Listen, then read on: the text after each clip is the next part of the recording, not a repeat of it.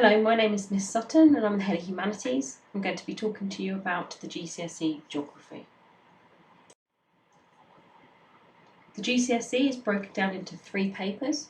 The first paper is the Physical Geography paper, where children learn about the challenge of natural hazards, the living world, and the physical landscapes of the UK. The second paper is their Human paper, where they learn about urban issues and challenges, the changing economic world, and the challenge of resource management. Their final paper, Paper 3, is an issues-based paper and includes an issue evaluation and their fieldwork assessment. The 3 exam papers are all assessed at the end of Year 11. Units 1 and 2 are both worth 35% each and are an hour and a half long. Paper 3 is weighted slightly less at 30% and correspondingly is slightly shorter in length with a 1 hour 15-minute exam paper. Paper 1 is called Living with the Physical Environment. It's their physical geography paper. The first unit of work is the challenge of natural hazards. This includes looking at volcanoes and earthquakes and how we can prepare and mitigate against their effects. In addition to this, we look at hurricanes and climate change. The second unit is the living world.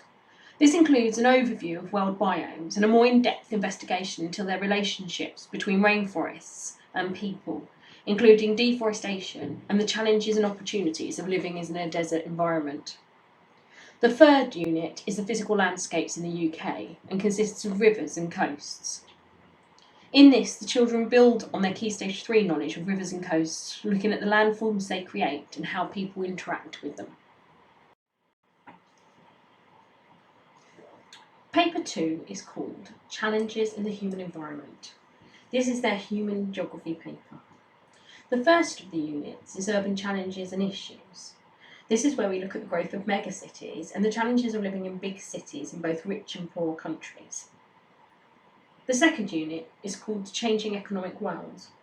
This is where we look at the development gap, both in terms of richer and poorer countries, but also within richer countries, and what is being done to reduce that gap.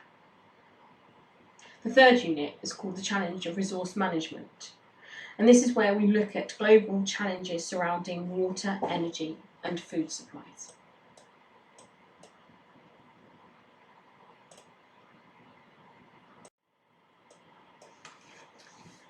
Paper 3 is called Geographical Applications. The paper is divided into 2 sections, an issue evaluation and a fieldwork section.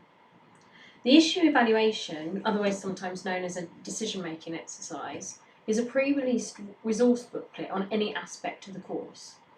The students will be given this booklet to analyse in preparation for the exam, and this comes out approximately 12 weeks before their exam in Year 11. The fieldwork section involves questions on both familiar and unfamiliar field trips. The familiar field trips are the trips that we take out, one to study the physical environment, the coast, whilst the other is to study a human environment, a city. Why study GCSE Geography?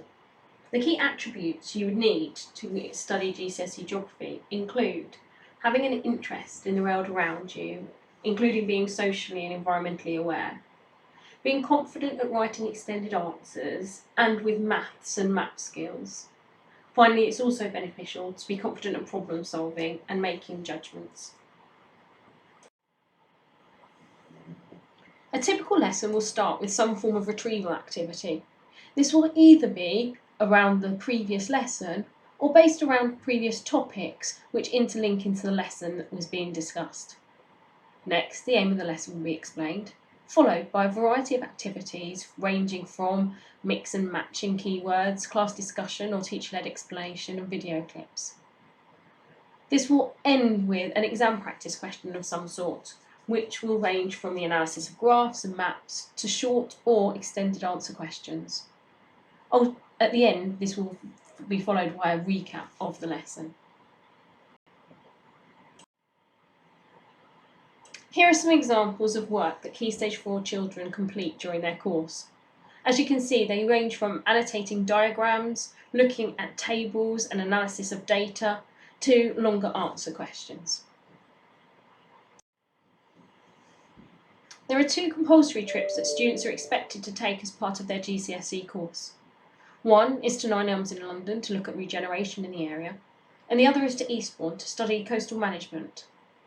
In addition, there is the possibility of an Iceland residential trip, which is an optional trip that can be taken as part of being a GCSE geography student.